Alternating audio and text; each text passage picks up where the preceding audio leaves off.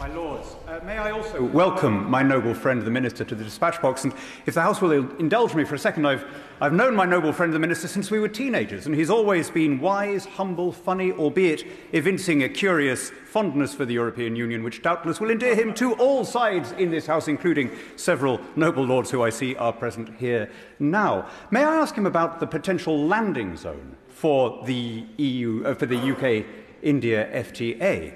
There's been a demand from some in Delhi for equivalent visa rights to those in Australia and New Zealand, which I think all sides recognise is not realistic given the disparity in GDP and the disparity in numbers. But I think there is space for a more generous visa regime, particularly for business travellers and for some work permits, as well as a more generous attitude from the UK when it comes to respecting WTO rules on food rather than adding on EU additions in exchange for a lot more market access for our services. Does my noble friend the Minister see the outlines of a deal on that basis?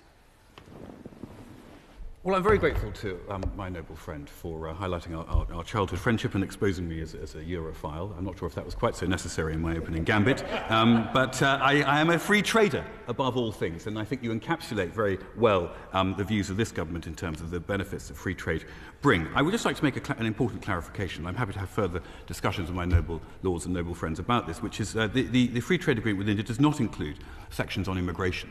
That's a completely separate matter. What we're talking about here are mobility visas for business people. And we are as requirers of those opportunities as Indian companies are. And I would remind the noble lords and my noble friends behind me that the Indian companies in this country employ literally tens and tens of thousands of people. The opportunities that we have in order to swap intellectual property are human capital, which is what we will export to India in exchange for the huge opportunities that they will present us. Insist and, in fact, ensure we should have an element of toing and froing. That's how we benefit through the brotherhood of trade and the brotherhood of nations. But I must separate those 2 points. I think that's very important.